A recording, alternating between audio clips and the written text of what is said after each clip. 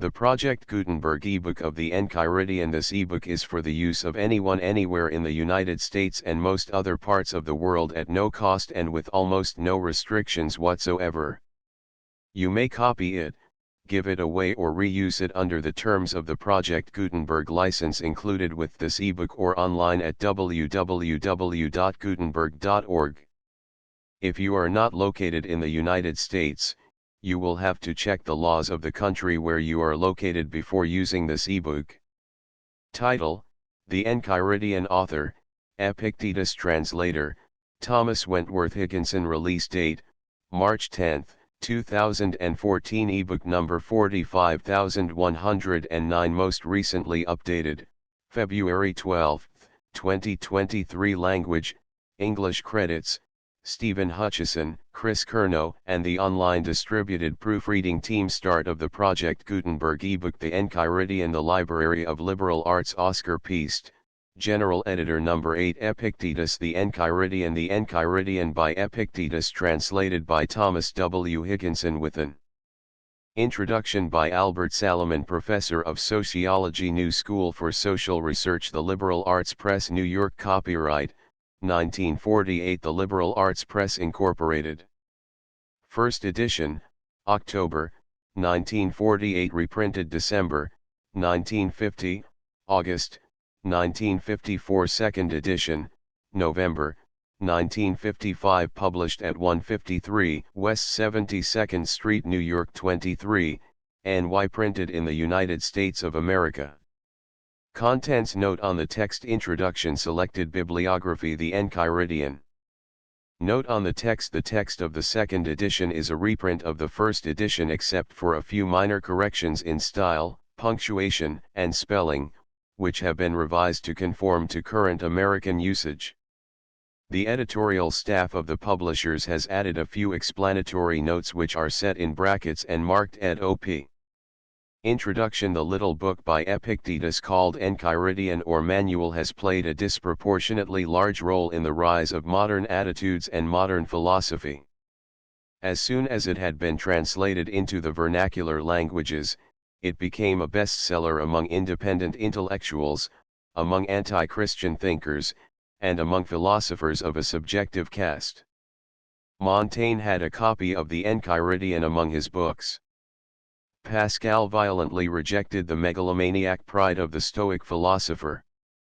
Frederick the Great carried the book with him on all campaigns. It was a source of inspiration and encouragement to Anthony, Earl of Shaftesbury, in the serious illness which ended only in his death. Many pages of his diaries contain passages copied from the Enchiridion. It has been studied and widely quoted by Scottish philosophers like Francis Hutcheson, Adam Smith, and Adam Ferguson, who valued Stoic moral philosophy for its reconciliation of social dependency and personal independence. That there was a rebirth of Stoicism in the centuries of rebirth which marked the emergence of the modern age was not mere chance. Philosophical, moral, and social conditions of the time united to cause it. Roman Stoicism had been developed in times of despotism as a philosophy of lonely and courageous souls who had recognized the redeeming power of philosophical reason in all the moral and social purposes of life. Philosophy as a way of life makes men free. It is the last-ditch stand of liberty in a world of servitude. Many elements in the New Age led to thought which had structural affinity with Roman Stoicism. Modern times had created the independent thinker, the free intellectual in a secular civilization. Modern times had destroyed medieval liberties and had established the new despotism of the absolute state supported by ecclesiastical authority. Modern philosophies continued the basic trend in Stoicism in making the subjective consciousness the foundation of philosophy.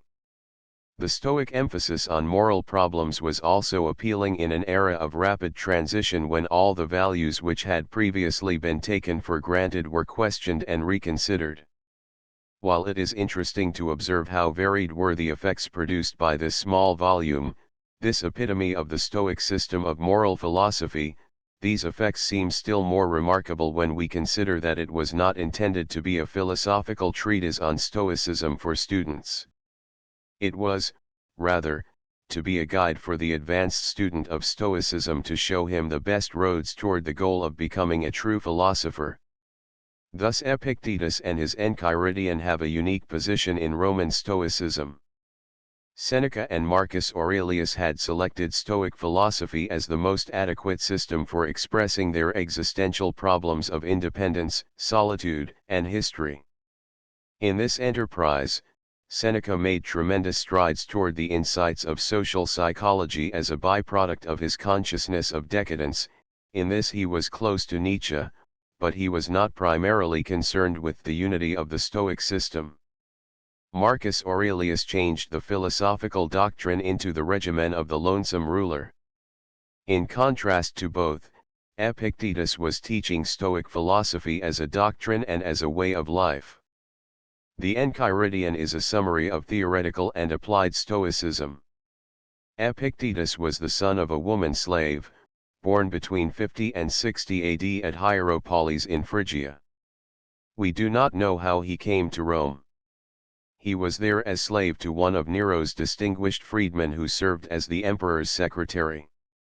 While still in service, Epictetus took courses with Musonius Rufus, the fashionable Stoic philosopher, who was impressed by the sincere and dynamic personality of the young slave and trained him to be a Stoic philosopher.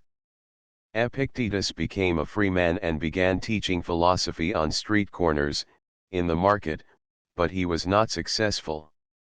During the rule of Domitian, Epictetus with many other philosophers was exiled from Rome, probably between 89 and 92 AD. He went to Nicopolis, across Actium in Epirus, where he conducted his own school. He was so well regarded and highly esteemed that he established the reputation of the place as the town of Epictetus School. Students came from Athens and Rome to attend his classes. Private citizens came to ask his advice and guidance.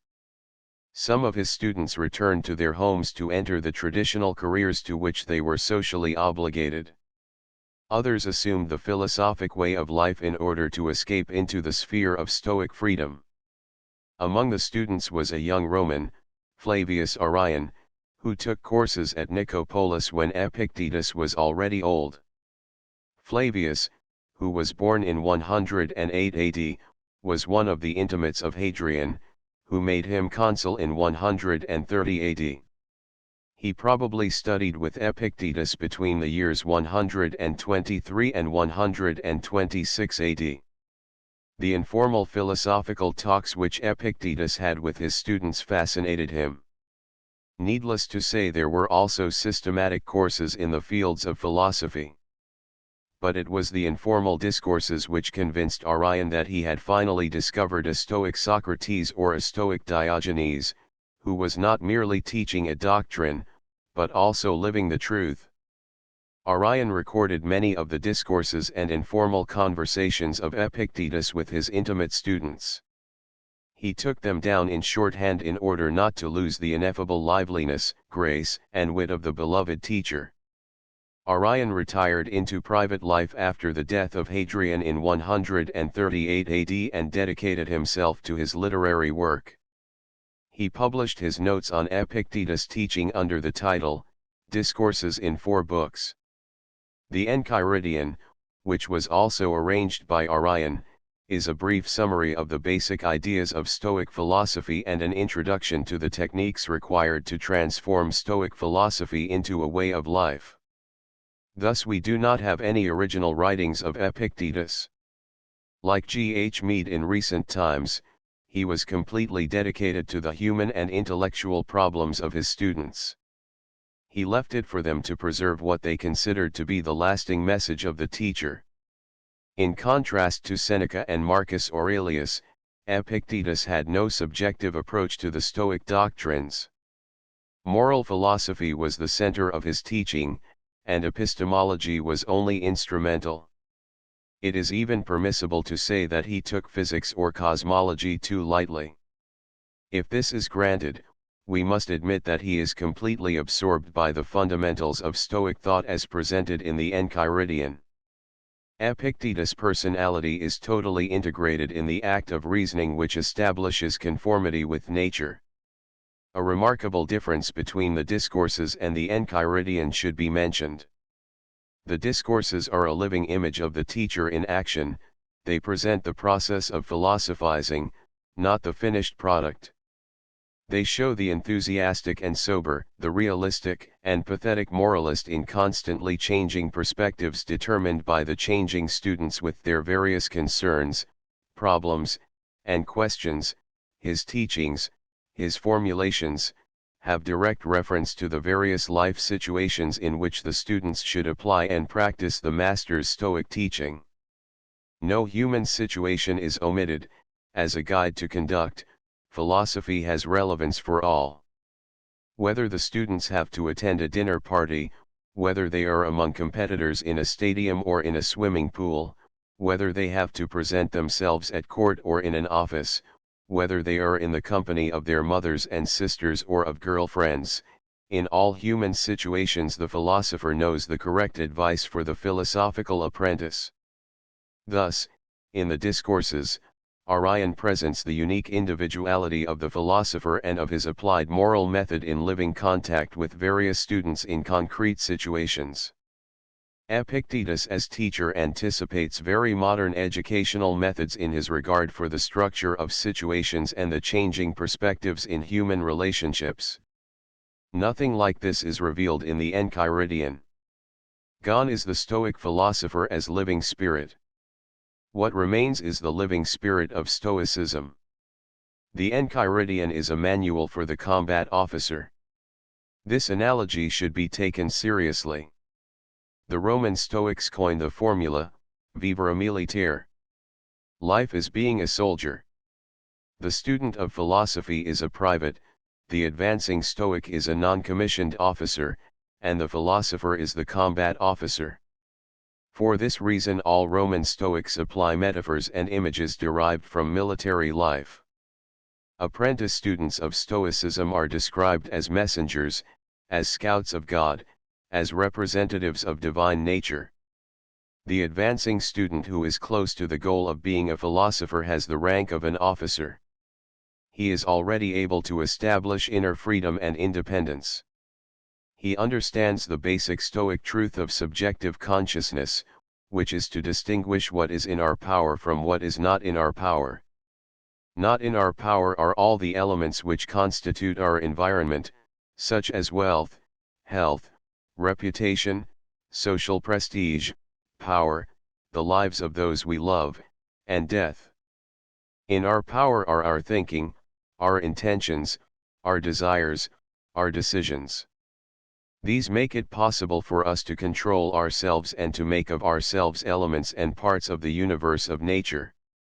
This knowledge of ourselves makes us free in a world of dependencies.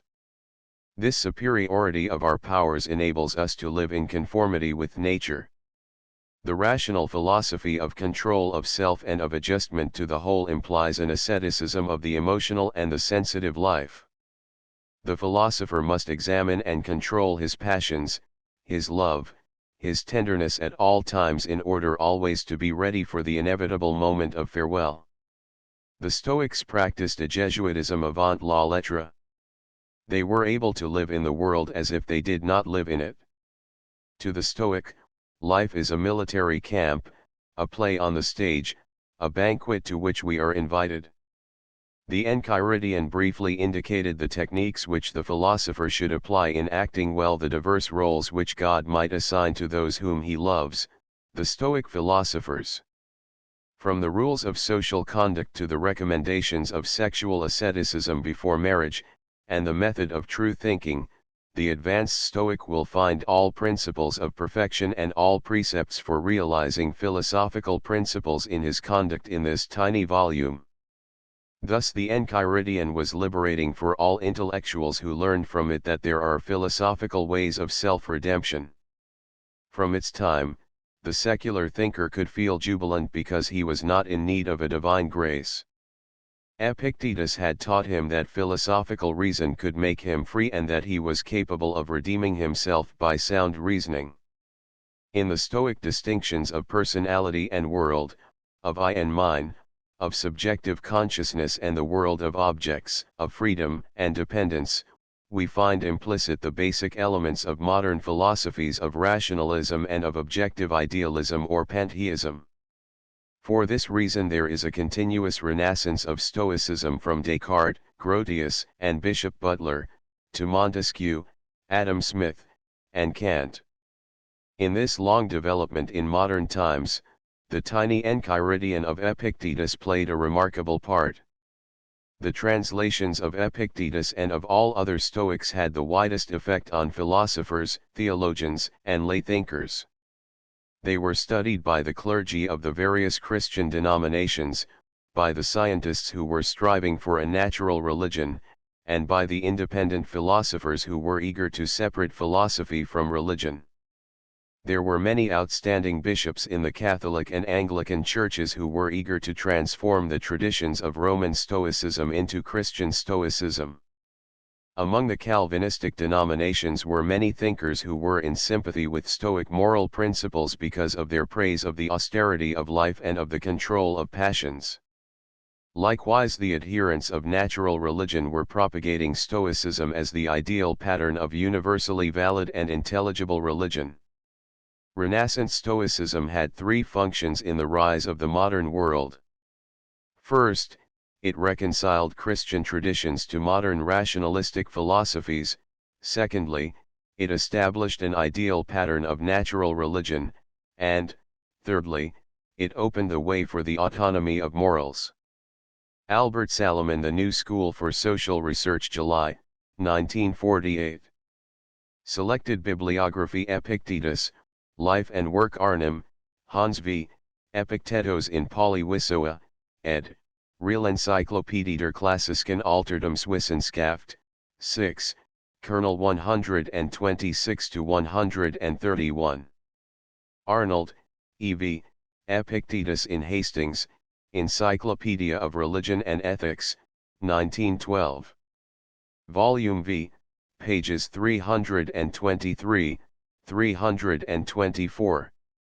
Bonhoeffer, A., Epictet und die Stoa. Stuttgart, 1890. Ethik des Stoikers Epictet. Stuttgart, 1894. Epictet und das Neue Testament. Gießen, 1911. Bruns, Ivo, De Schola Epicteti. Kiel, 1897. Bultmann, Rudolf, Das Religios Moment in der Ethischen Unterweisung de Epictets und das Neue Testament, Zeitschrift für die Neutestamentliche Wissenschaft und die Kunde des Christentums, Volume 13, 1912, pages 97-110, 177-191. Collardo, Th., Études sur Epictète. Paris, 1903. Hartmann, K., Arian und Epictet, Neue Jahrbucher für das Klassische Altertum, Volume 15, 1905. Jagot, Amand, Epictete et Platon. Paris, 1944.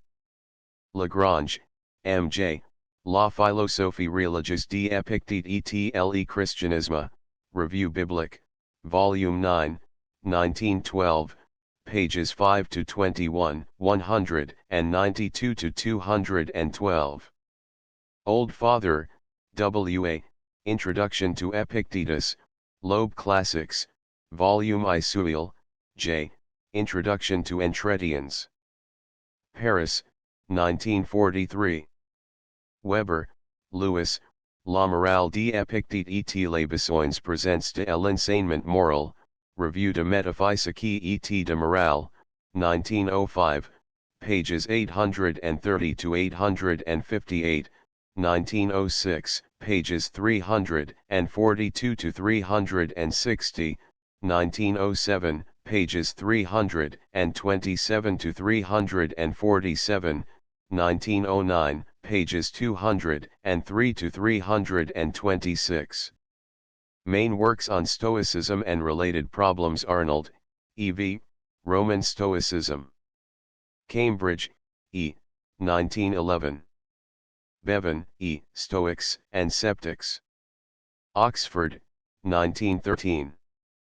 Brockhard, V. Études de philosophie ancienne et de philosophie moderne, Paris, 1912. Hicks, R.D., Stoic and Epicurean. New York, 1910. Martha, C. Les Moralistes sur l'Empire Romain. Paris, 1886. Murray, Gilbert, Stoic, Christian, Humanist. London, 1940. Robin, L., La Morale Antique. Paris, 1938, pages 57, 130, 152, 167. Wendland, Paul, Philo und die Sinistwask Diatribe. Berlin, 1895. Die Hellenistische Kultur in ihren Beziehungen zum Judentum und Christentum. Tübingen, 1912. Zantat, L., La Renaissance du Stoicisme au XVIIIe siècle. Paris, 1914. Zeller, E. The Stoics, Epicureans, and Sceptics. London, 1892. Influence of Stoicism. Busson, Henry, La Pensée religieuse française de Charon à Pascal.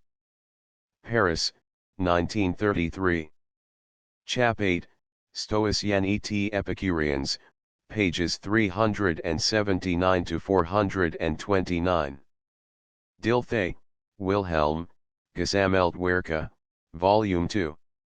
Einfluss der Stoa auf die Ausbildung der Naderlichen-Systems der Geisteswissenschaften, pages 153 to 162, Anthropology, Stoa und Naderliches System im 17. Jahrhundert, pages 439 to 457.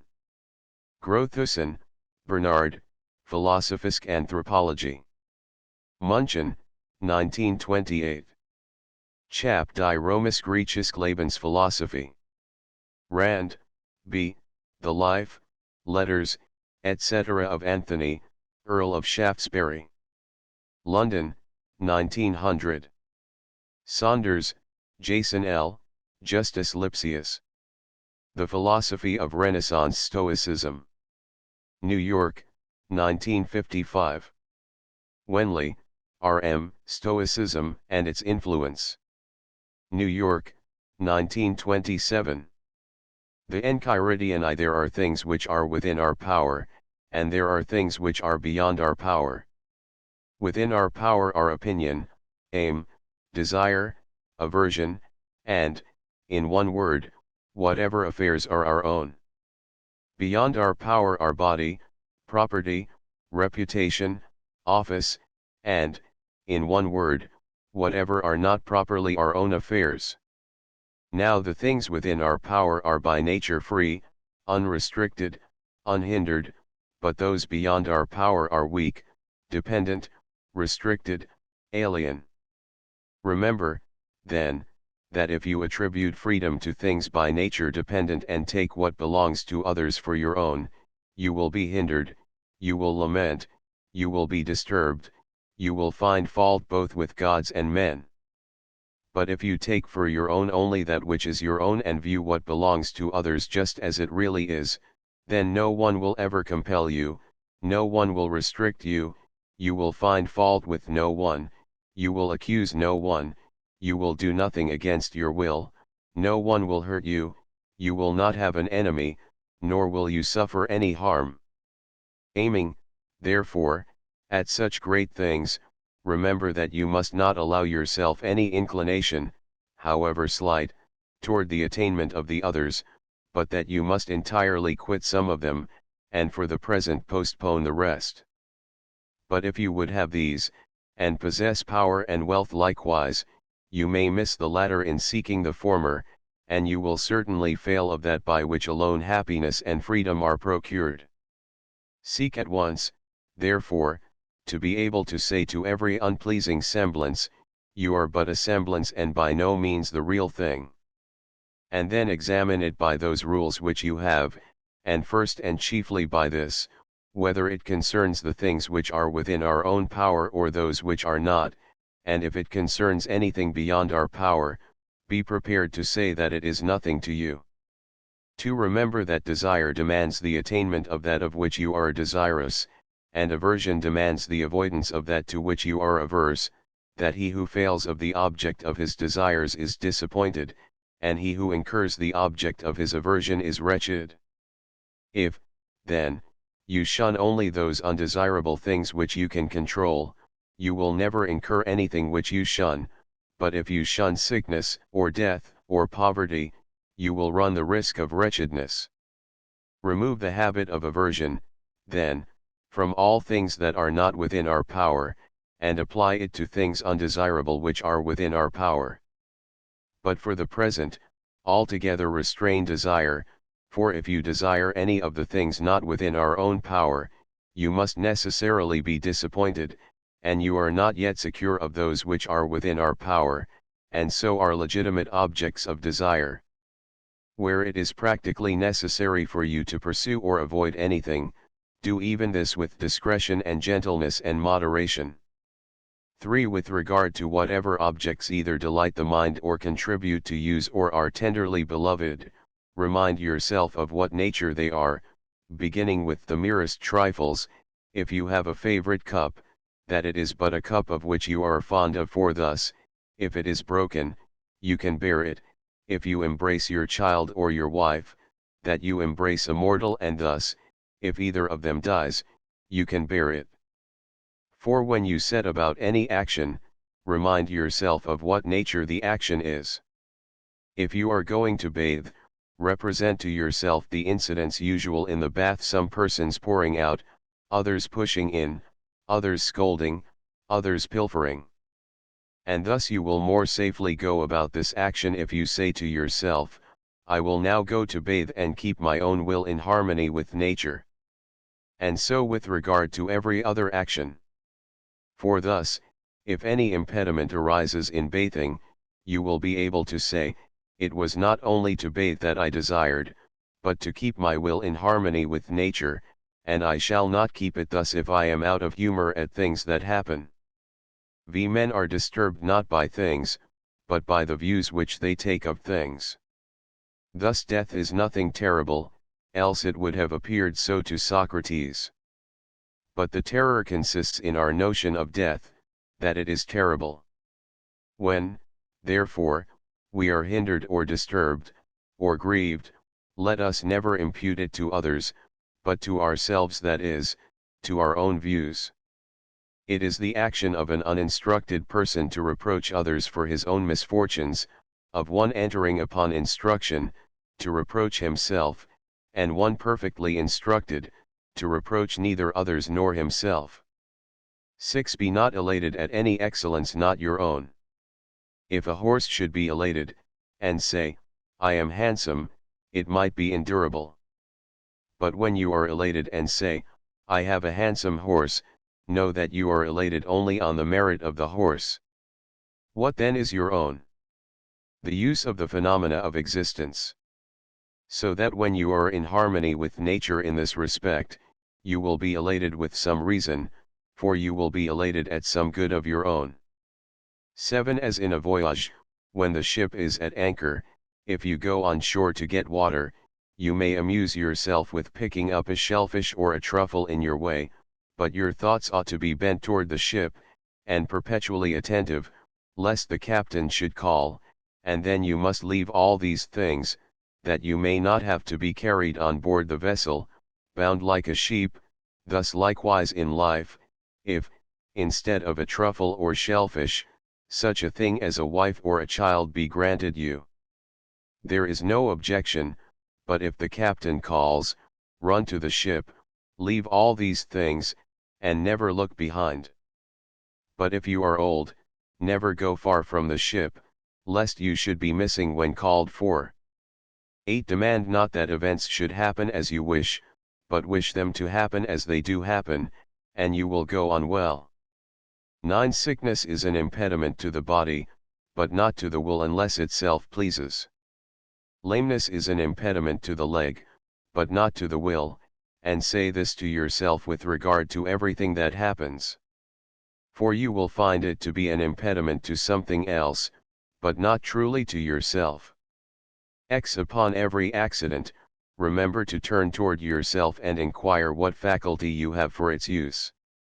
If you encounter a handsome person, you will find continence the faculty needed; if pain, then fortitude; if reviling, then patience. And when thus habituated, the phenomena of existence will not overwhelm you.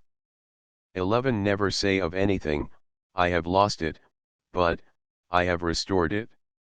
Has your child died? It is restored. Has your wife died? She is restored. Has your estate been taken away? That likewise is restored.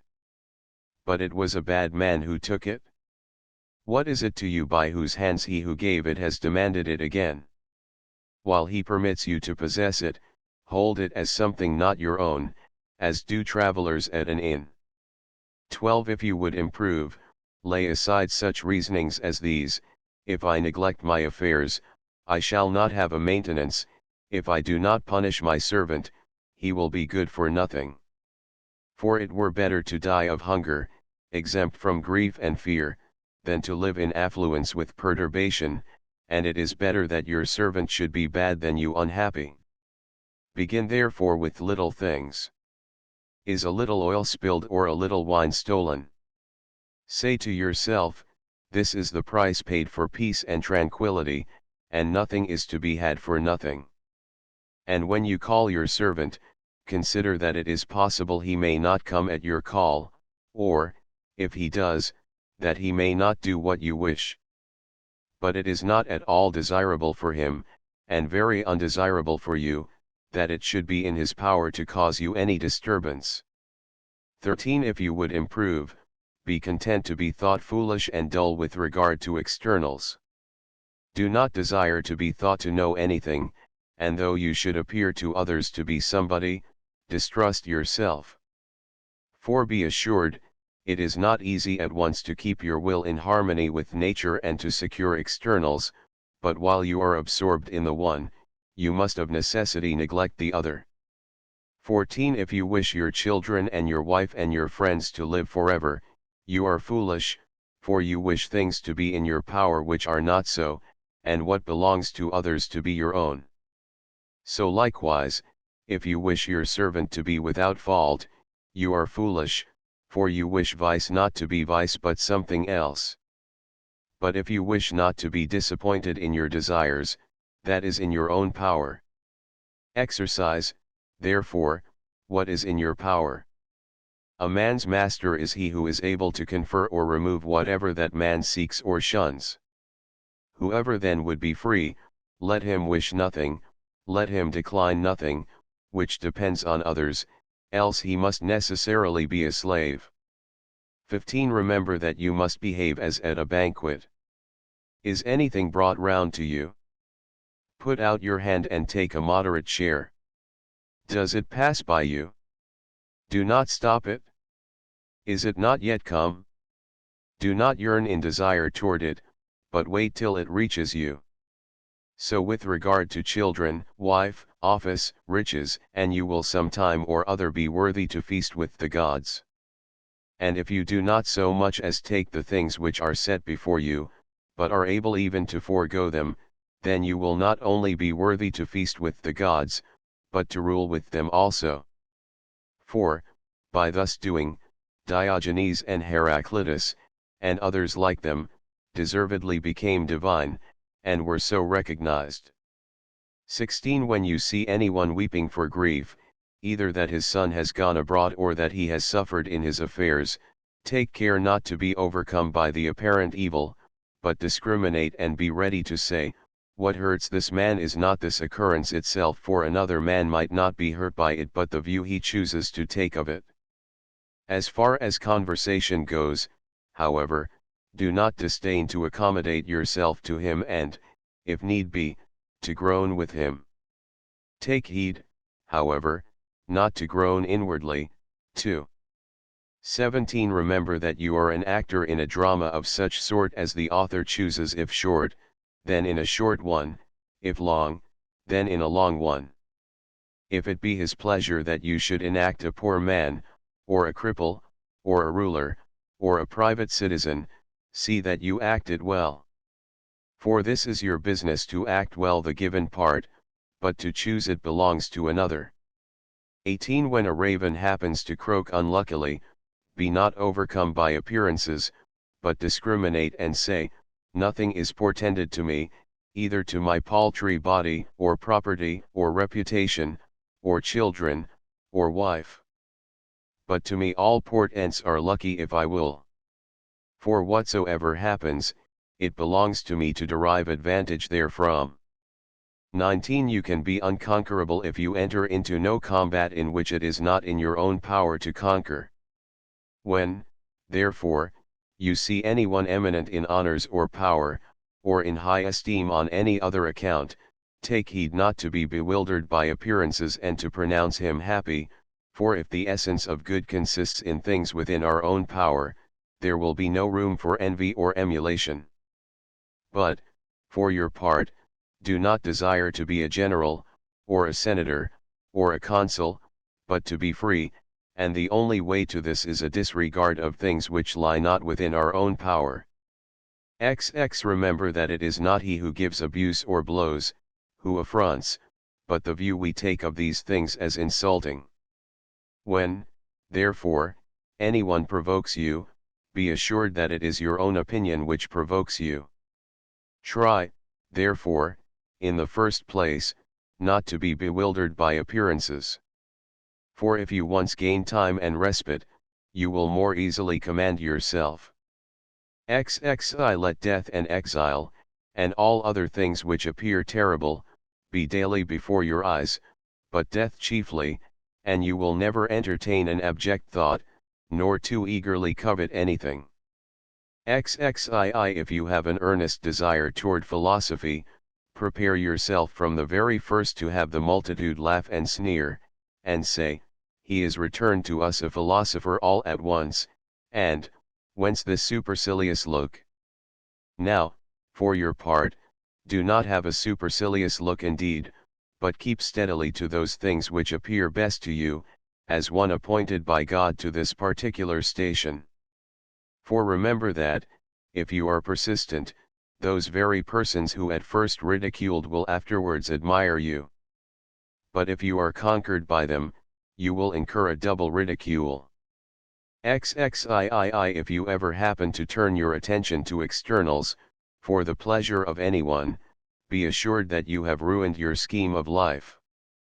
Be content, then, in everything, with being a philosopher, and if you wish to seem so likewise to anyone, appear so to yourself, and it will suffice you.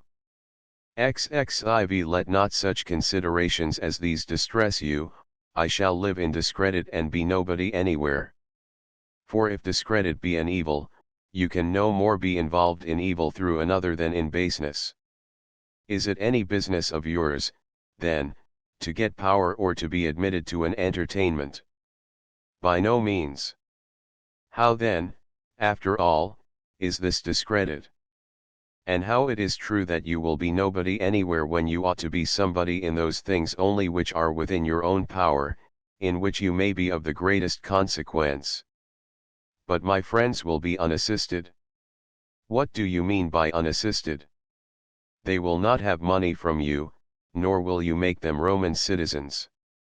Who told you, then, that these are among the things within our own power, and not rather the affairs of others? And who can give to another the things which he himself has not?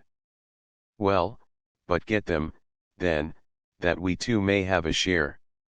If I can get them with the preservation of my own honor and fidelity and self-respect, show me the way and I will get them, but if you require me to lose my own proper good, that you may gain what is no good, consider how unreasonable and foolish you are. Besides, Which would you rather have, a sum of money or a faithful and honorable friend? Rather assist me, then, to gain this character than require me to do those things by which I may lose it. Well, but my country, say you, as far as depends upon me, will be unassisted. Here, again, what assistance is this you mean? It will not have porticos nor baths of your providing? And what signifies that? Why, neither does a smith provide it with shoes, nor a shoemaker with arms.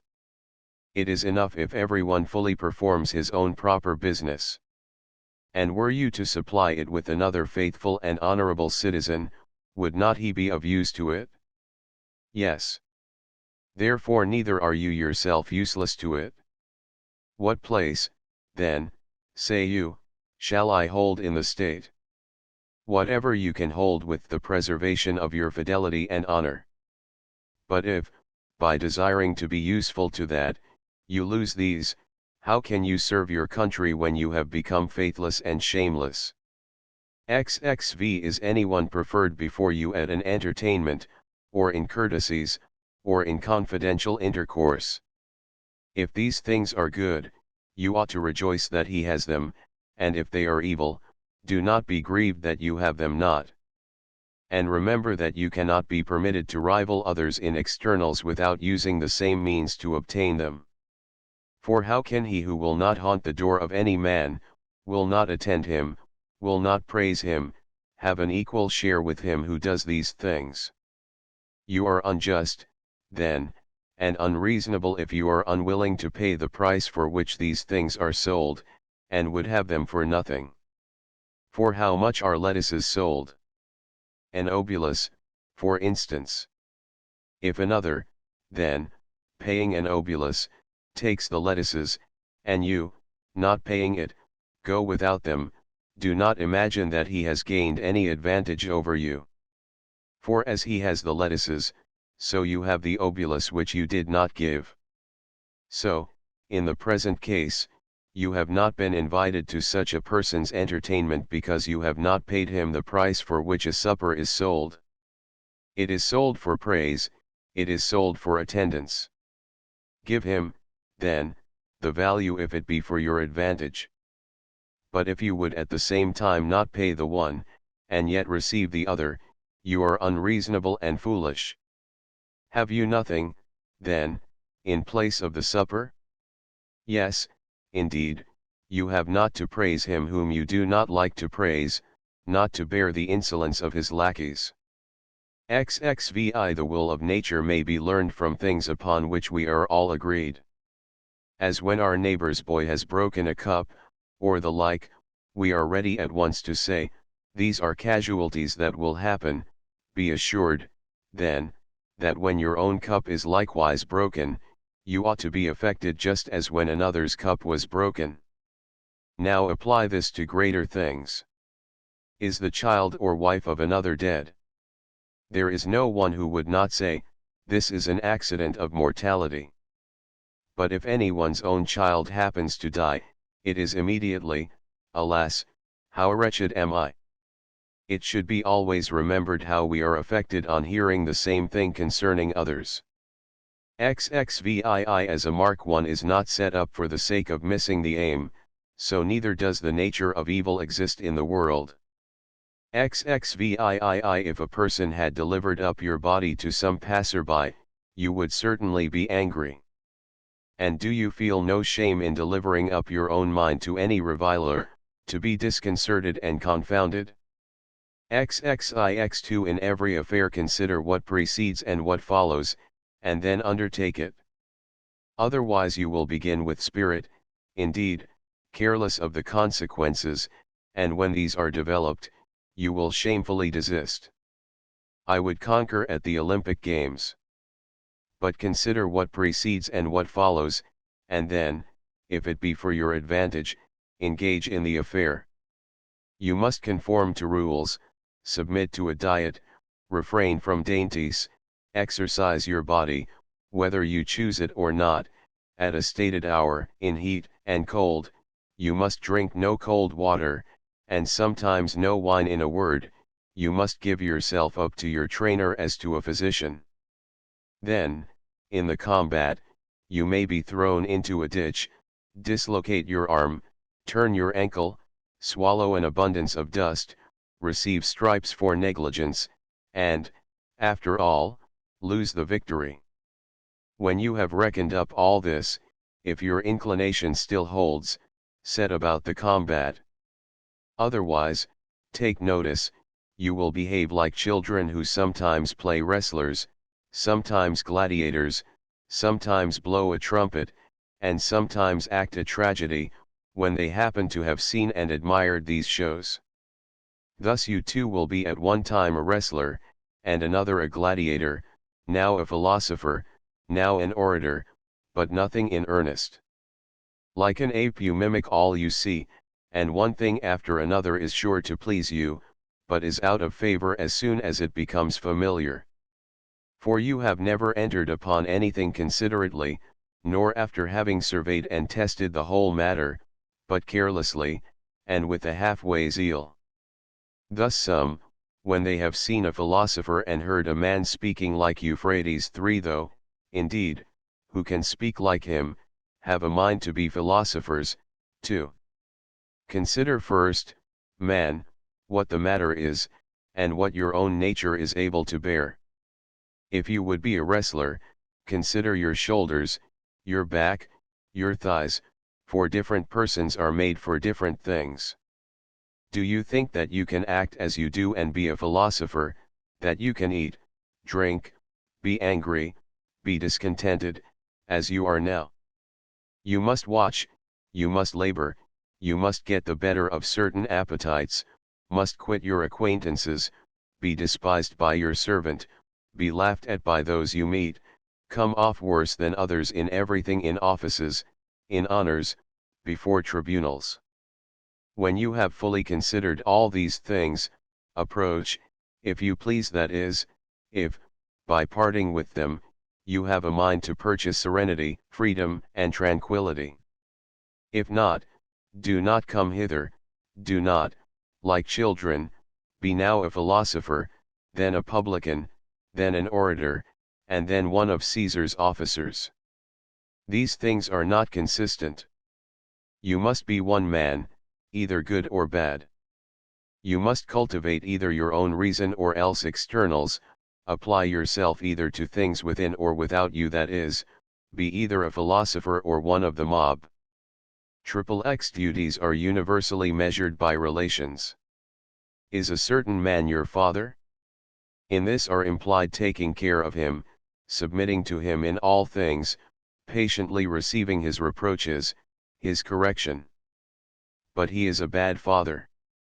Is your natural tie, then, to a good father? No, but to a father. Is a brother unjust? Well, preserve your own just relation toward him. Consider not what he does, but what you are to do to keep your own will in a state conformable to nature, for another cannot hurt you unless you please. You will then be hurt when you consent to be hurt. In this manner, therefore, if you accustom yourself to contemplate the relations of neighbor, citizen, commander, you can deduce from each the corresponding duties.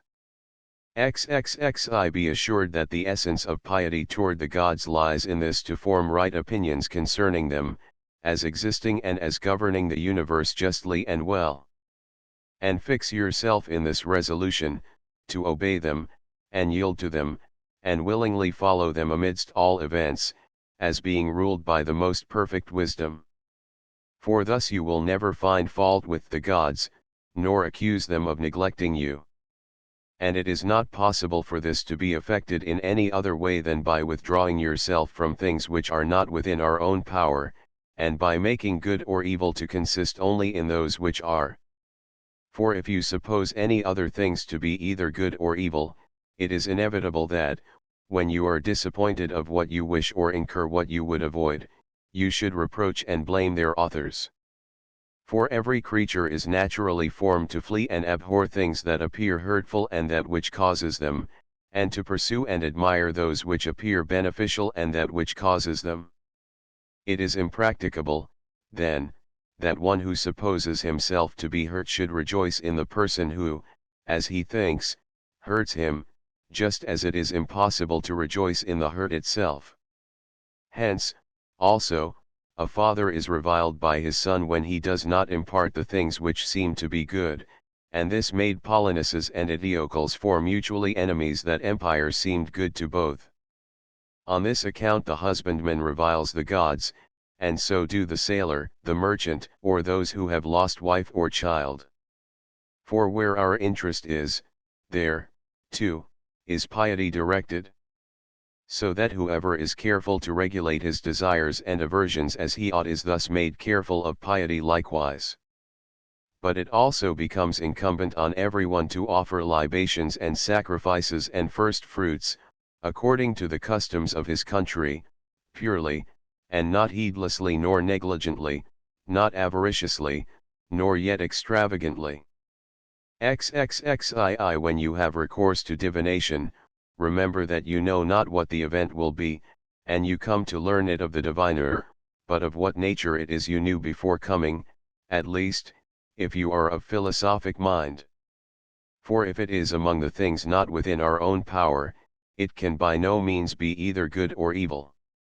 Do not, therefore, bring with you to the diviner either desire or aversion, else you will approach him trembling. But first clearly understand that every event is indifferent and nothing to you, of whatever sort it may be, for it will be in your power to make a right use of it, and this no one can hinder.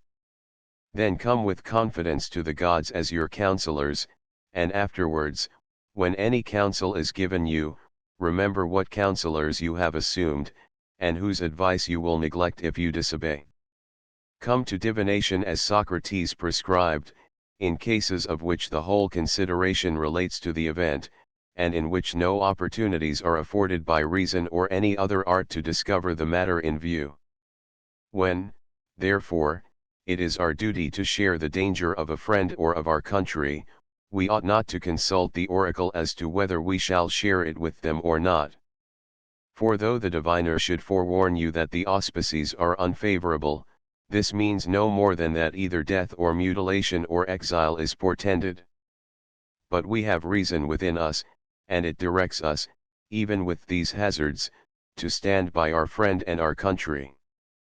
Attend, therefore, to the greater diviner, the Pythian god, who once cast out of the temple him who neglected to save his friend. 5xxxii Begin by prescribing to yourself some character and demeanor, such as you may preserve both alone and in company. Be mostly silent, or speak merely what is needful, and in few words. We may, however, enter sparingly into discourse sometimes, when occasion calls for it, but let it not run on any of the common subjects, as gladiators, or horse races, or athletic champions, or food, or drink, the vulgar topics of conversation, and especially not on men, so as either to blame, or praise, or make comparisons. If you are able, then, by your own conversation, bring over that of your company to proper subjects, but if you happen to find yourself among strangers, be silent. Let not your laughter be loud, frequent, or abundant. Avoid taking oaths, if possible, altogether, at any rate, so far as you are able. Avoid public and vulgar entertainments, but if ever an occasion calls you to them, keep your attention upon the stretch, that you may not imperceptibly slide into vulgarity. For be assured that if a person be ever so pure himself, yet, if his companion be corrupted, he who converses with him will be corrupted likewise. Provide things relating to the body no further than absolute need requires, as meat, drink, clothing, house, retinue. But cut off everything that looks toward show and luxury. Before marriage guard yourself with all your ability from unlawful intercourse with women, yet be not uncharitable or severe to those who are led into this, nor boast frequently that you yourself do otherwise. If anyone tells you that a certain person speaks ill of you, Do not make excuses about what is said of you, but answer, he was ignorant of my other faults, else he would not have mentioned these alone. It is not necessary for you to appear often at public spectacles, but if ever there is a proper occasion for you to be there, do not appear more solicitous for any other than for yourself, that is, wish things to be only just as they are, and only the best man to win, for thus nothing will go against you. But abstain entirely from acclamations and derision and violent emotions. And when you come away, do not discourse a great deal on what has passed and what contributes nothing to your own amendment. For it would appear by such discourse that you were dazzled by the show.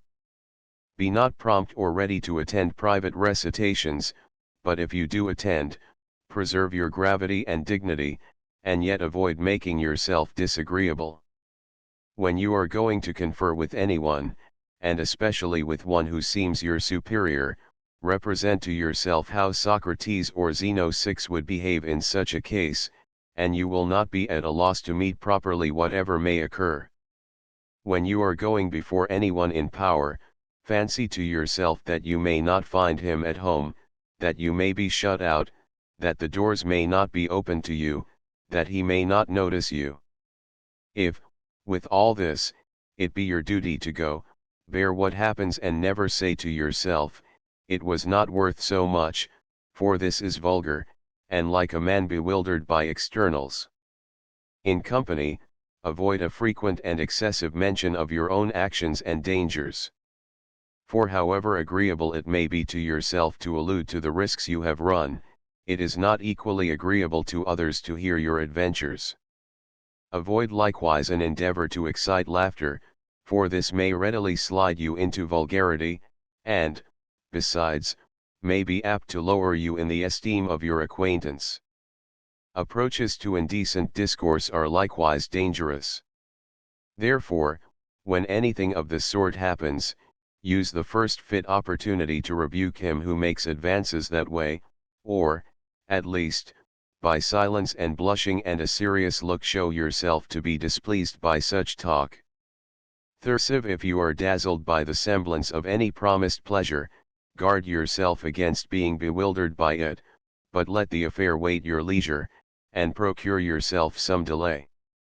Then bring to your mind both points of time, that in which you shall enjoy the pleasure, and that in which you will repent and reproach yourself, after you have enjoyed it, and set before you, in opposition to these, how you will rejoice and applaud yourself if you abstain. And even though it should appear to you a seasonable gratification, take heed that its enticements and allurements and seductions may not subdue you, but set in opposition to this how much better it is to be conscious of having gained so great a victory. XXXV When you do anything from a clear judgment that it ought to be done, never shrink from being seen to do it, even though the world should misunderstand it, for if you are not acting rightly, shun the action itself; if you are, why fear those who wrongly censure you? 30 As the proposition, either it is day or it is night, has much force in a disjunctive argument, but none at all in a conjunctive one, so, at a feast, to choose the largest share is very suitable to the bodily appetite, but utterly inconsistent with the social spirit of the entertainment. Remember, then, when you eat with another, not only the value to the body of those things which are set before you, but also the value of proper courtesy toward your host. XXXVII If you have assumed any character beyond your strength, you have both demeaned yourself ill in that and quitted one which you might have supported. 38 As in walking you take care not to tread upon a nail, or turn your foot, so likewise take care not to hurt the ruling faculty of your mind. And if we were to guard against this in every action, we should enter upon action more safely. 36 The body is to everyone the proper measure of its possessions, as the foot is of the shoe. If, therefore, you stop at this, you will keep the measure, but if you move beyond it, you must necessarily be carried forward, as down a precipice, as in the case of a shoe. If you go beyond its fitness to the foot, it comes first to be gilded, then purple, and then studded with jewels. For to that which once exceeds the fit measure there is no bound. XL women from 14 years old are flattered by men with the title of mistresses. Therefore, perceiving that they are regarded only as qualified to give men pleasure, they begin to adorn themselves, and in that to place all their hopes. It is worthwhile, therefore, to try that they may perceive themselves honored only so far as they appear beautiful in their demeanor and modestly virtuous. XLI It is a mark of want of intellect to spend much time in things relating to the body, as to be immoderate in exercises, in eating and drinking, and in the discharge of other animal functions. These things should be done incidentally and our main strength be applied to our reason. XLII When any person does ill by you, or speaks ill of you, remember that he acts or speaks from an impression that it is right for him to do so. Now it is not possible that he should follow what appears right to you, but only what appears so to himself. Therefore, if he judges from false appearances, he is the person hurt, since he, too, is the person deceived. For if anyone takes a true proposition to be false, the proposition is not hurt, but only the man is deceived. Setting out, then, from these principles, you will meekly bear with a person who reviles you, for you will say upon every occasion, it seemed so to him. Slyine everything has two handles, one by which it may be borne, another by which it cannot. If your brother acts unjustly, do not lay hold on the affair by the handle of his injustice, for by that it cannot be borne, but rather by the opposite that he is your brother, that he was brought up with you, and thus you will lay hold on it as it is to be borne. XLIV These reasonings have no logical connection. I am richer than you, therefore I am your superior. I am more eloquent than you, therefore I am your superior. The true logical connection is rather this: I am richer than you, therefore my possessions must exceed yours. I am more eloquent than you, therefore my style must surpass yours. But you, after all, consist neither in property nor in style. XLV Does anyone bathe hastily? Do not say that he does it ill, but hastily. Does anyone drink much wine? Do not say that he does ill, but that he drinks a great deal. For unless you perfectly understand his motives, how should you know if he acts ill? Thus you will not risk yielding to any appearances but such as you fully comprehend. XLV Never proclaim yourself a philosopher, nor make much talk among the ignorant about your principles, but show them by actions. Thus, at an entertainment, do not discourse how people ought to eat, but eat as you ought. For remember that thus Socrates also universally avoided all ostentation. And when persons came to him and desired to be introduced by him to philosophers, he took them and introduced them, so well did he bear being overlooked. So if ever there should be among the ignorant any discussion of principles, be for the most part silent. For there is great danger in hastily throwing out what is undigested. And if anyone tells you that you know nothing, and you are not nettled at it, then you may be sure that you have really entered on your work. For sheep do not hastily throw up the grass to show the shepherds how much they have eaten, but, inwardly digesting their food, they produce it outwardly in wool and milk. Thus, therefore, do you not make an exhibition before the ignorant of your principles, but of the actions to which their digestion gives rise. Slay when you have learned to nourish your body frugally, do not pique yourself upon it, nor, if you drink water, be saying upon every occasion, I drink water. But first consider how much more frugal are the poor than we, and how much more patient of hardship.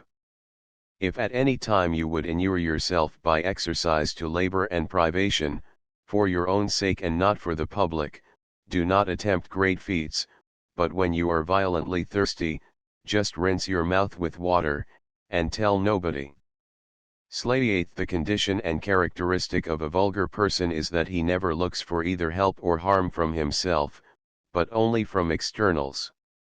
The condition and characteristic of a philosopher is that he looks to himself for all help or harm. The marks of a proficient are that he censures no one, praises no one, blames no one, accuses no one, says nothing concerning himself as being anybody or knowing anything. When he is in any instance hindered or restrained, he accuses himself, and if he is praised, he smiles to himself at the person who praises him, and if he is censured, he makes no defense. But he goes about with the caution of a convalescent, careful of interference with anything that is doing well but not yet quite secure. He restrains desire, he transfers his aversion to those things only which thwart the proper use of our own will, he employs his energies moderately in all directions. If he appears stupid or ignorant, he does not care, and, in a word, he keeps watch over himself as over an enemy and one in ambush. XLIX. When anyone shows himself vain on being able to understand and interpret the works of Chrysippus 7, say to yourself, unless Chrysippus had written obscurely, this person would have had nothing to be vain of. But what do I desire? To understand nature, and follow her. I ask, then, who interprets her, and hearing that Chrysippus does, I have recourse to him. I do not understand his writings. I seek, therefore, one to interpret them. So far there is nothing to value myself upon. And when I find an interpreter, what remains is to make use of his instructions. This alone is the valuable thing.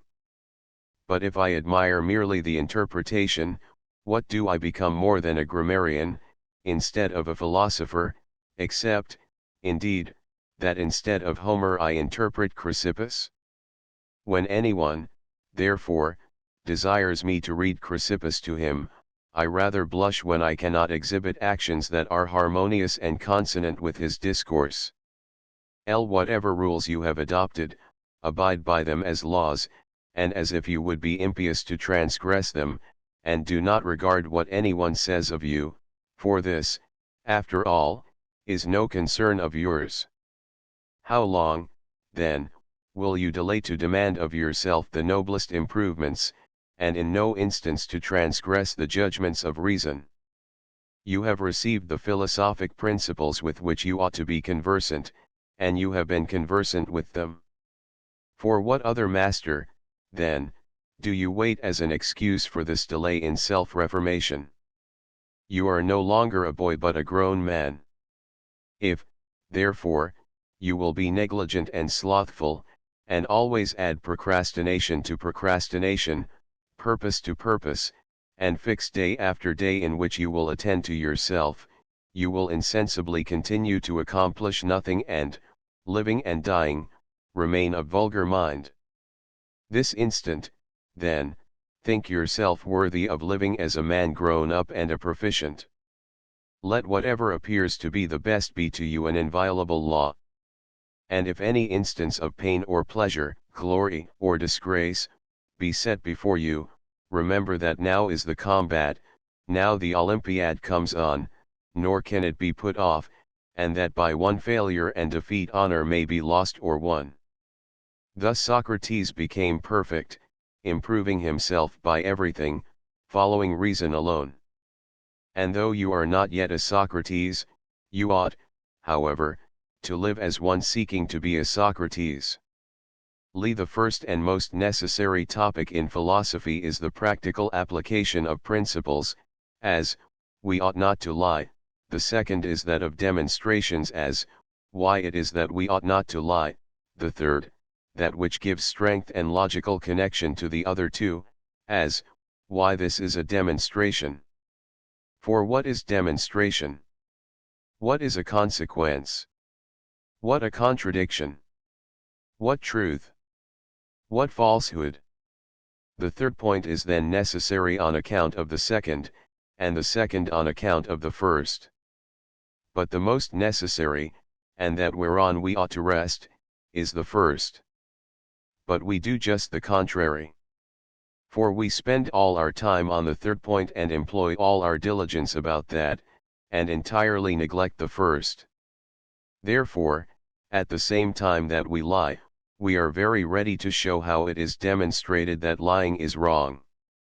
Upon all occasions we ought to have these maxims ready at hand: conduct me, Zeus, and thou, O destiny, wherever your decrees have fixed my lot. I follow cheerfully, and, did I not, wicked and wretched, I must follow still. 8 Whoever yields properly to fate is deemed wise among men, and knows the laws of heaven. 9 And this third, O Crito, if it thus pleases the gods, thus let it be. 10 Anytus and Melitus may kill me indeed, but hurt me they cannot. 11. Footnotes 1 Happiness, the effect of virtue, is the mark which God has set up for us to aim at. Our missing it is no work of His, nor so properly anything real, as a mere negative and failure of our own. 2 Chapter 15 of the third book of the Discourses, which, with the exception of some very trifling differences, is the same as chapter XXIX of the Enchiridion. Ed. 3 Euphrates was a philosopher of Syria, whose character is described, with the highest encomiums, by Pliny the Younger, letters I-10.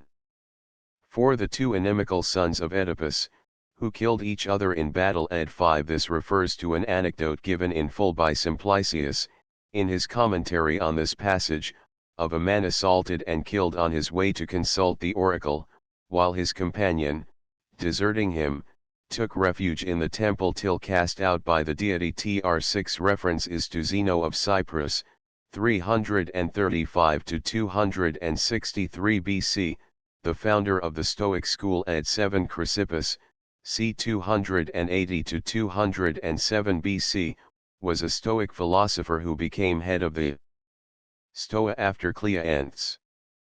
His works, which are lost, were most influential and were generally accepted as the authoritative interpretation of orthodox Stoic philosophy. Ed. 8 Cleanthes, in Diogenes Laertius, quoted also by Seneca, Epistle 107.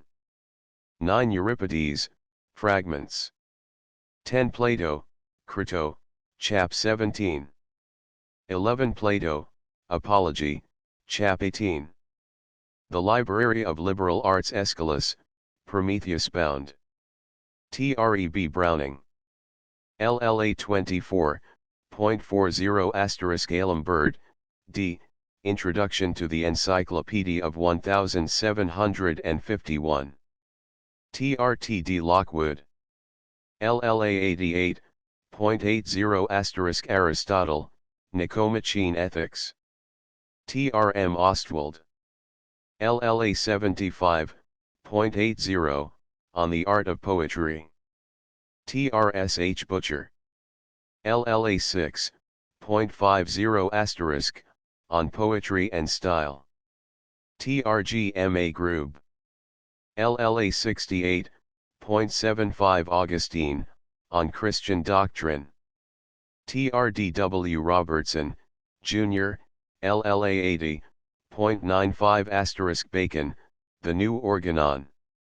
LLA 97, 1.00 Beccaria, Of Crimes and Punishments. TRH Paolosi and VK Poral.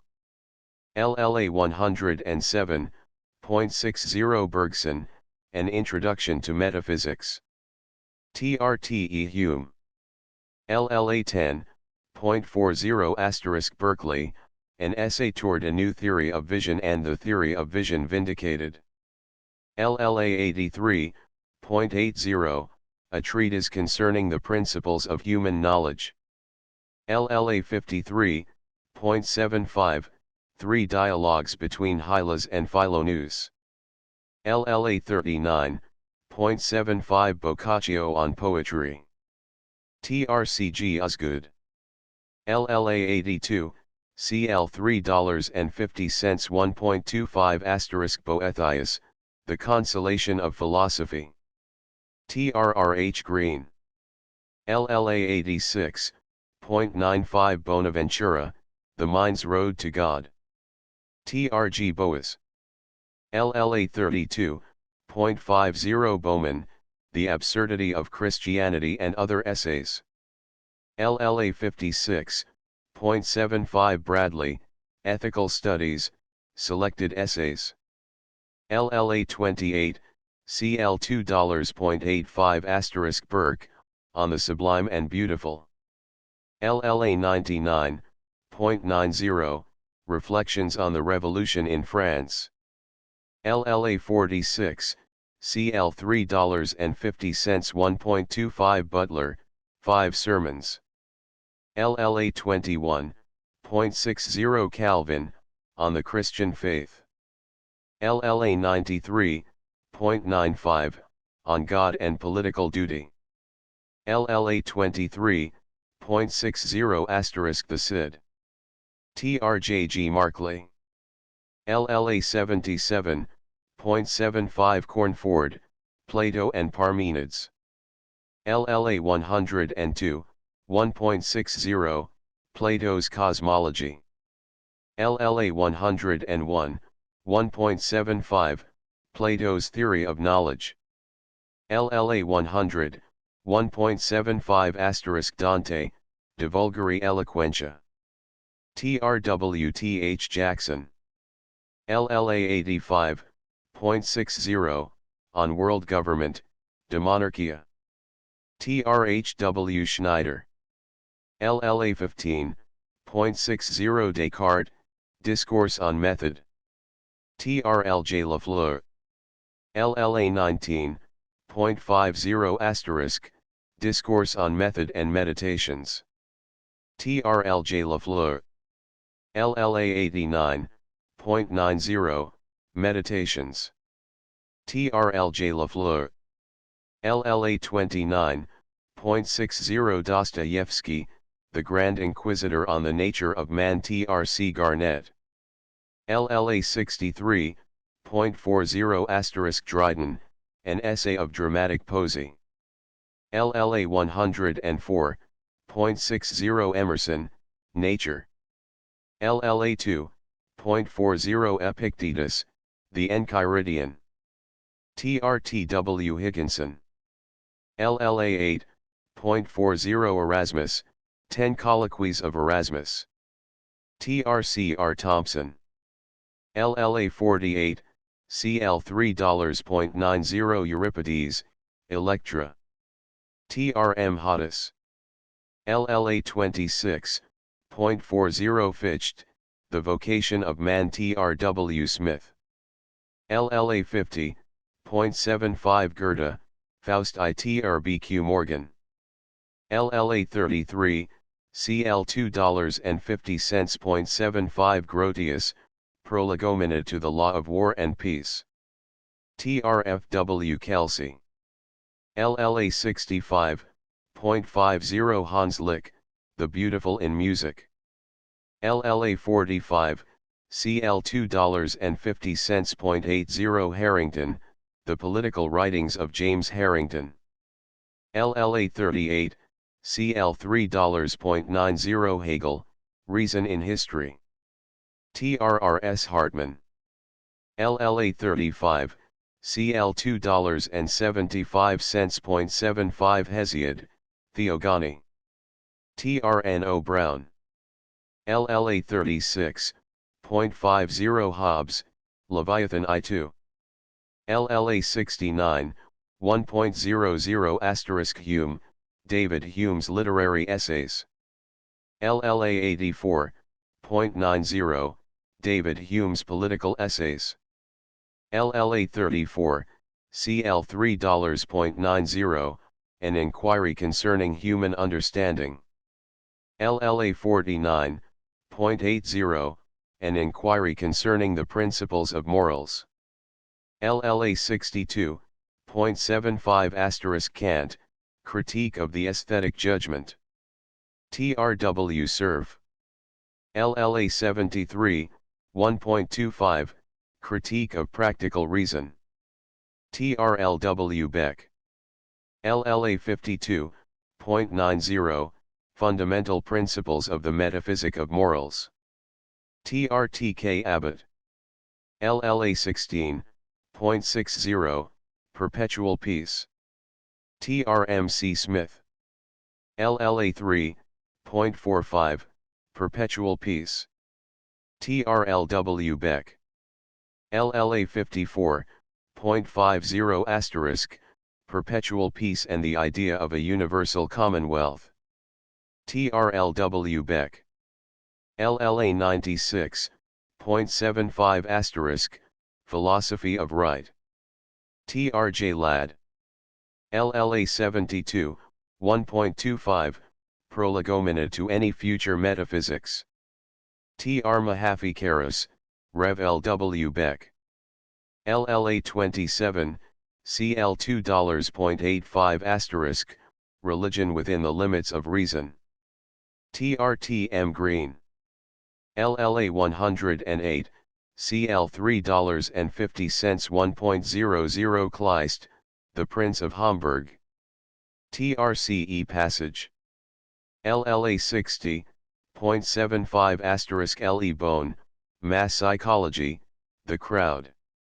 LLA 90.80 Leibniz, Monadology and Other Philosophical Essays.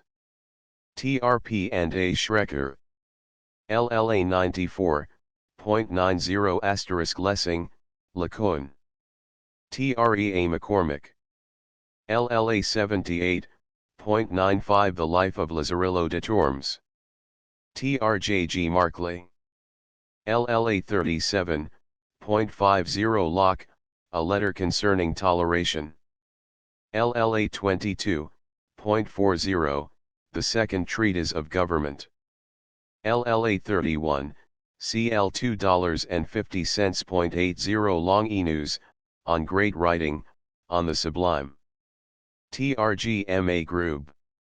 LLA 79.60 Machiavelli, Mandragola. TRA and H. Paolucci. LLA 58.60 Mill, J., An Essay on Government. LLA 47.50 Mill, J.S., Autobiography. LLA 91.90 *, Nature and Utility of Religion, 2 essays. LLA 81.60, On Liberty. LLA 61.65, Considerations on Representative Government. LLA 71.90 Mill, J.S., Kantianism. LLA 64.75, Utilitarianism. LLA 1.50 Moliere, Tartuffe. TRRW Hartle. LLA 87.50 Nietzsche, The Use and Abuse of History. LLA 11.50 Payne, The Age of Reason. LLA 5.50 Plato, Euthyphro, Apology, Crito. TRFJ Church. LLA 4.50, Gorgias. TRWC Helmbold. LLA 20.75, Mayno. TRB Jowett. LLA 12.40, Fado. TRFJ Church. LLA 30.50, Phaedrus. TRWC Helmbold and WG Rabinovitz. LLA 40.60 Philebus. TRK Herbert. LLA 41.75, Protagoras. TRB Jowett. LLA 59.75, Statesman. TRJB Skemp. LLA 57.75, Symposium. TRB Jowett. LLA 7.40 Theaetetus. TRFM Cornford. LLA 105.80, Timaeus. TRFM Cornford. LLA 106.80 Plautus, The Haunted House, Mystellaria. TRFO Copley. LLA 42.45, The Menachmi. TRFO Copley. LLA 17.45, The Rope, Rudens. TRFO Copley. LLA 43.45 * Pope, Essay on Man, LLA 103.50 Post, Significant Cases in British Constitutional Law. LLA 66, CL $3.50 1.25 * Rousseau, 2 Discourses. TRV Gurevich. LLA 109.80 * Russell, Selected Essays. LLA 74.90 Schneider, Sources of Contemporary Philosophical Realism in America. LLA 92.60 Schopenhauer, Essay on the Freedom of the Will. TRK Kolenda. LLA 70.80 Seneca, Medea. TRM Hodis. LLA 55.45, Oedipus. TRM Hodis. LLA 44.45, Thyestes. TRM Hodis. LLA 76.45 Shelley, Defense of Poetry. LLA 98.50 Sophocles, Electra. TRRC Jeb. LLA 25.40 Spinoza, On the Improvement of the Understanding. TRJ Katz. LLA 67.50 Terence, Formio. TRFO Copley. LLA 95.45, The Woman of Andrus. TRFO Copley. LLA 18.45 Tolstoy, What is Art? TRA Mod. LLA 51.90 Whitman, Democratic Vistas. LLA 9.50, Complete Catalog Sent Upon Request, in preparation. The Liberal Arts Press Incorporated, 153 West 72nd Street, New York 23, NY. End of the Project Gutenberg ebook. The Enchiridion updated editions will replace the previous one. The old editions will be renamed. Creating the works from print editions not protected by U.S. copyright law means that no one owns a United States copyright in these works, so the Foundation, and you, can copy and distribute it in the United States without permission and without paying copyright royalties.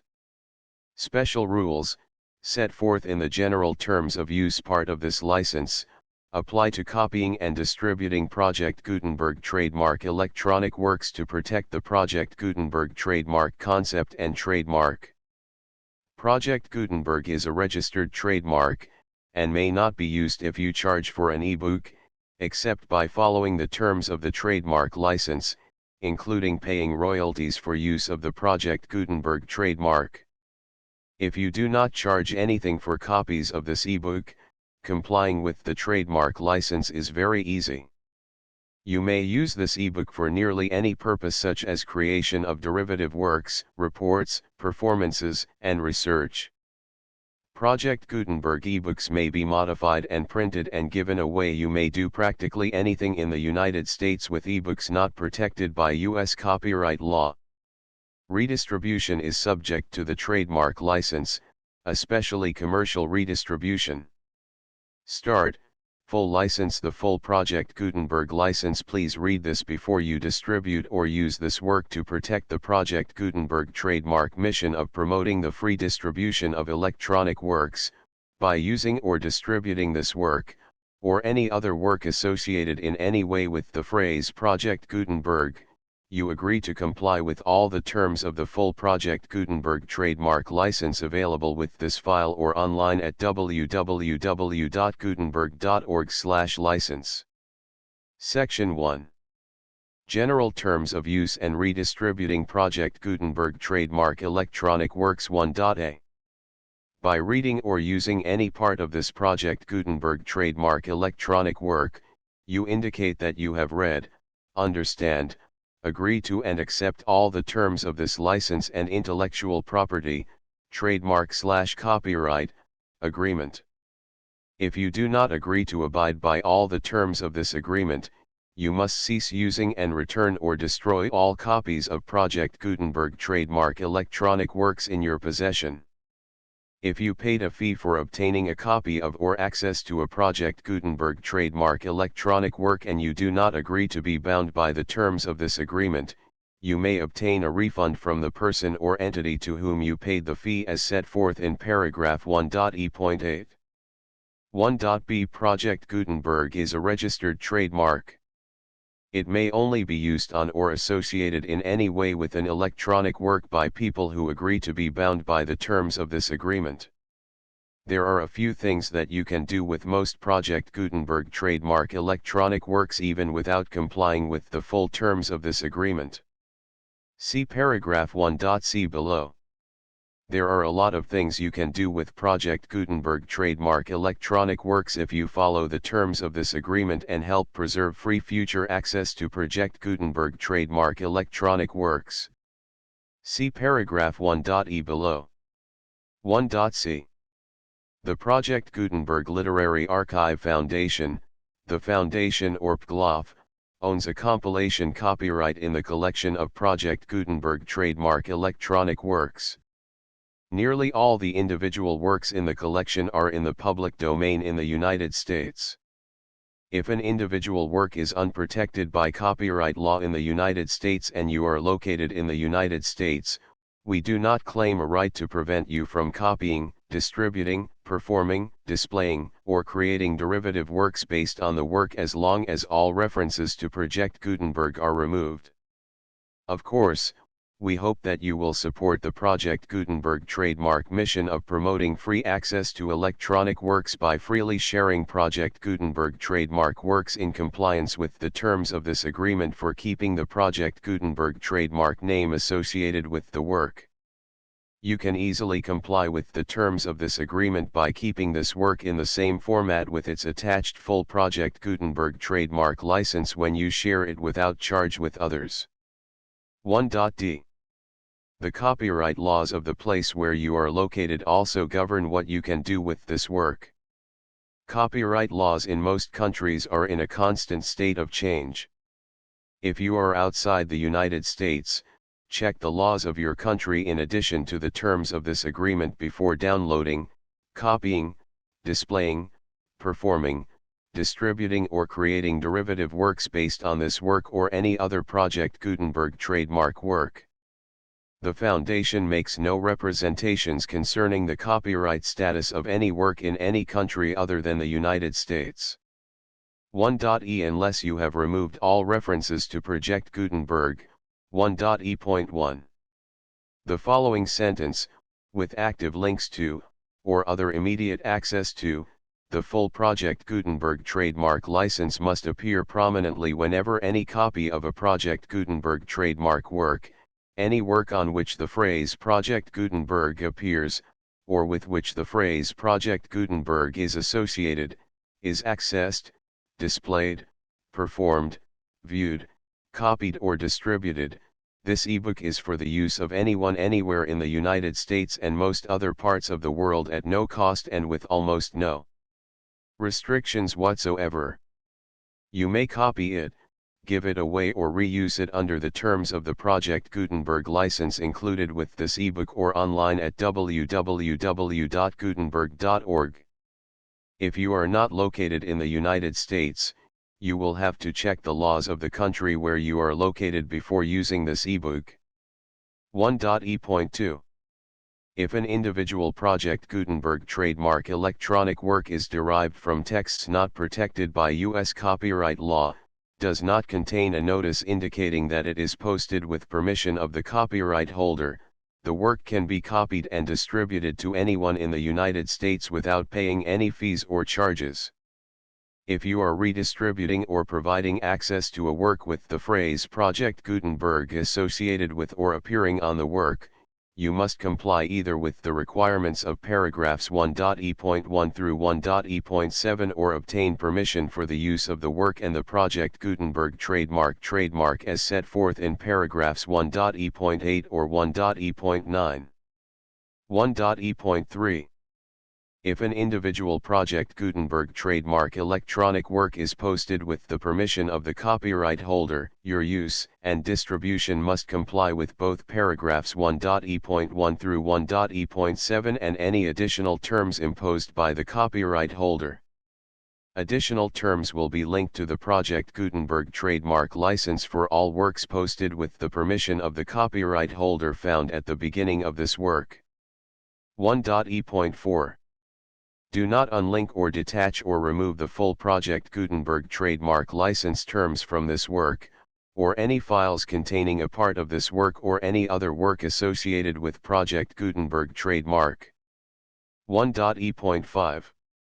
Do not copy, display, perform, distribute or redistribute this electronic work, or any part of this electronic work, without prominently displaying the sentence set forth in paragraph 1.e.1 with active links or immediate access to the full terms of the Project Gutenberg trademark license. 1.e.6. You may convert to and distribute this work in any binary, compressed, marked up, non-proprietary or proprietary form, including any word processing or hypertext form. However, if you provide access to or distribute copies of a Project Gutenberg trademark work in a format other than plain vanilla ASCII or other format used in the official version posted on the official Project Gutenberg trademark website, www.gutenberg.org, you must, at no additional cost, fee, or expense to the user, provide a copy, a means of exporting a copy, or a means of obtaining a copy upon request, of the work in its original plain vanilla ASCII or other form.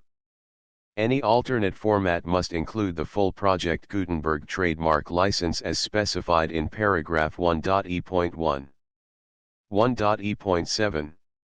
Do not charge a fee for access to, viewing, displaying, performing, copying or distributing any Project Gutenberg trademark works unless you comply with paragraph 1.e.8 or 1.e.9.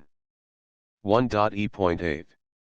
You may charge a reasonable fee for copies of or providing access to or distributing Project Gutenberg trademark electronic works provided that, you pay a royalty fee of 20% of the gross profits you derive from the use of Project Gutenberg trademark works calculated using the method you already use to calculate your applicable taxes. The fee is owed to the owner of the Project Gutenberg trademark, but he has agreed to donate royalties under this paragraph to the Project Gutenberg Literary Archive Foundation. Royalty payments must be paid within 60 days following each date on which you prepare, or are legally required to prepare, your periodic tax returns. Royalty payments should be clearly marked as such and sent to the Project Gutenberg Literary Archive Foundation at the address specified in Section 4, Information about donations to the Project Gutenberg Literary Archive Foundation.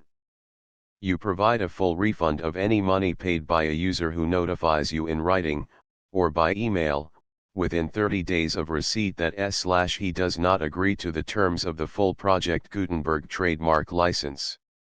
You must require such a user to return or destroy all copies of the works possessed in a physical medium and discontinue all use of and all access to other copies of Project Gutenberg trademark works. You provide, in accordance with paragraph 1.f.3, a full refund of any money paid for a work or a replacement copy, if a defect in the electronic work is discovered and reported to you within 90 days of receipt of the work.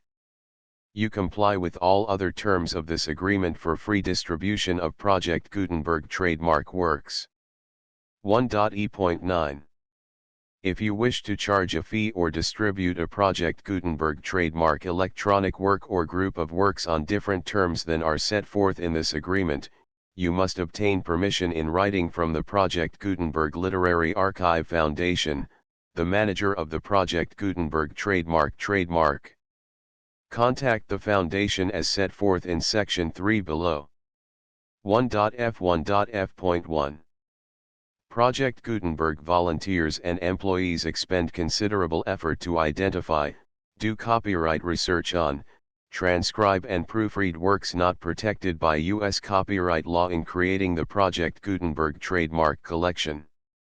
Despite these efforts, Project Gutenberg trademark electronic works, and the medium on which they may be stored, may contain defects, such as, but not limited to, incomplete, inaccurate or corrupt data, transcription errors, a copyright or other intellectual property infringement, a defective or damaged disk or other medium, a computer virus, or computer codes that damage or cannot be read by your equipment.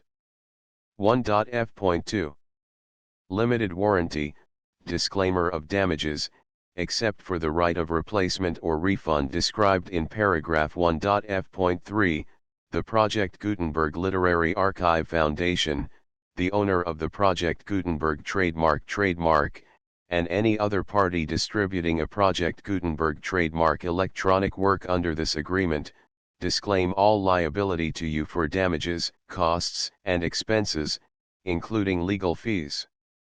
You agree that you have no remedies for negligence, strict liability, breach of warranty or breach of contract except those provided in paragraph 1.f.3. You agree that the Foundation, the trademark owner, and any distributor under this agreement will not be liable to you for actual, direct, indirect, consequential, punitive, or incidental damages even if you give notice of the possibility of such damage. 1.f.3 Limited right of replacement or refund. If you discover a defect in this electronic work within 90 days of receiving it, you can receive a refund of the money, if any, you paid for it by sending a written explanation to the person you received the work from. If you received the work on a physical medium, you must return the medium with your written explanation. The person or entity that provided you with the defective work may elect to provide a replacement copy in lieu of a refund. If you received the work electronically, the person or entity providing it to you may choose to give you a second opportunity to receive the work electronically in lieu of a refund. If the second copy is also defective, you may demand a refund in writing without further opportunities to fix the problem. 1.f.4 Except for the limited right of replacement or refund set forth in paragraph 1.f.3, this work is provided to you as is, with no other warranties of any kind, express or implied, including but not limited to warranties of merchantability or fitness for any purpose. 1.f.5 Some states do not allow disclaimers of certain implied warranties or the exclusion or limitation of certain types of damages. If any disclaimer or limitation set forth in this agreement violates the law of the state applicable to this agreement, the agreement shall be interpreted to make the maximum disclaimer or limitation permitted by the applicable state law. The invalidity or unenforceability of any provision of this agreement shall not void the remaining provisions. 1.f.6 Indemnity.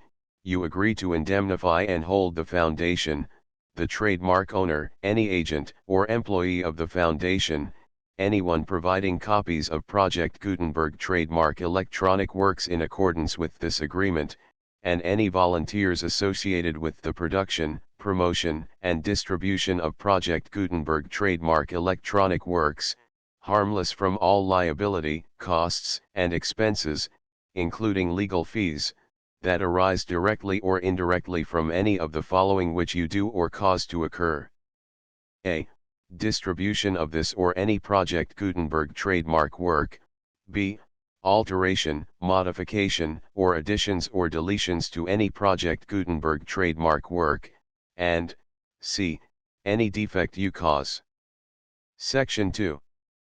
Information about the mission of Project Gutenberg trademark. Project Gutenberg trademark is synonymous with the free distribution of electronic works in formats readable by the widest variety of computers including obsolete, old, middle-aged, and new computers. It exists because of the efforts of hundreds of volunteers and donations from people in all walks of life.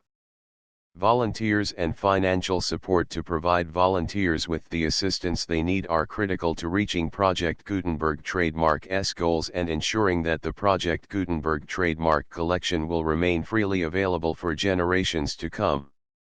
In 2001, the Project Gutenberg Literary Archive Foundation was created to provide a secure and permanent future for Project Gutenberg trademark and future generations.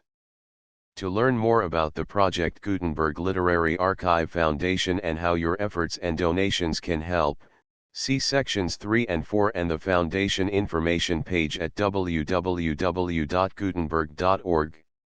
Section 3.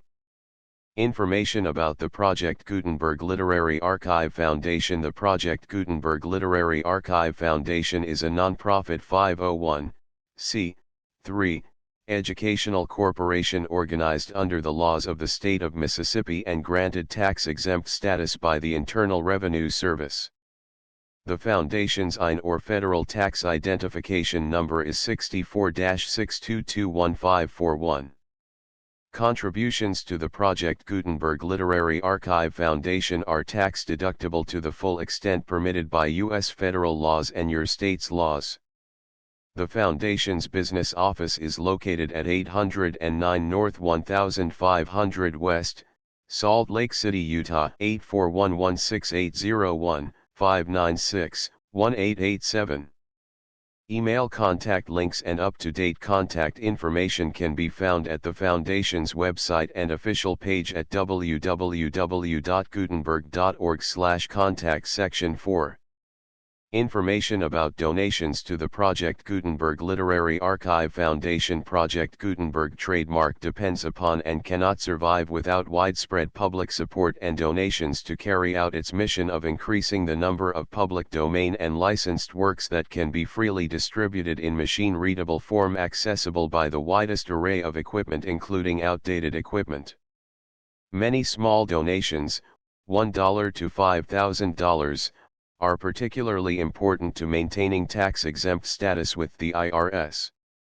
The Foundation is committed to complying with the laws regulating charities and charitable donations in all 50 states of the United States. Compliance requirements are not uniform and it takes a considerable effort, much paperwork, and many fees to meet and keep up with these requirements. We do not solicit donations in locations where we have not received written confirmation of compliance.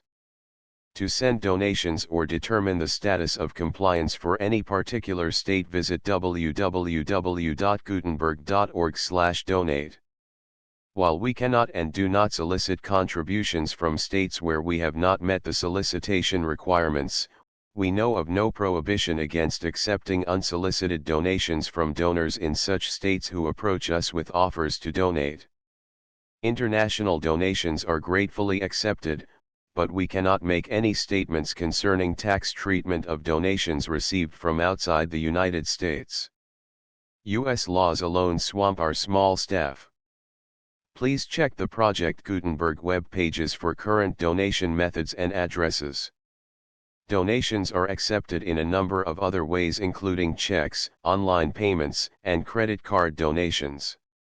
To donate, please visit www.gutenberg.org/donate. Section 5. General information about Project Gutenberg trademark electronic works. Professor Michael S. Hart was the originator of the Project Gutenberg trademark concept of a library of electronic works that could be freely shared with anyone. For 40 years, he produced and distributed Project Gutenberg trademark ebooks with only a loose network of volunteer support. Project Gutenberg trademark ebooks are often created from several printed editions, all of which are confirmed as not protected by copyright in the U.S. unless a copyright notice is included. Thus, we do not necessarily keep ebooks in compliance with any particular paper edition. Most people start at our website, which has the main PG search facility, www.gutenberg.org. This website includes information about Project Gutenberg trademark, including how to make donations to the Project Gutenberg Literary Archive Foundation, how to help produce our new ebooks, and how to subscribe to our email newsletter to hear about new ebooks.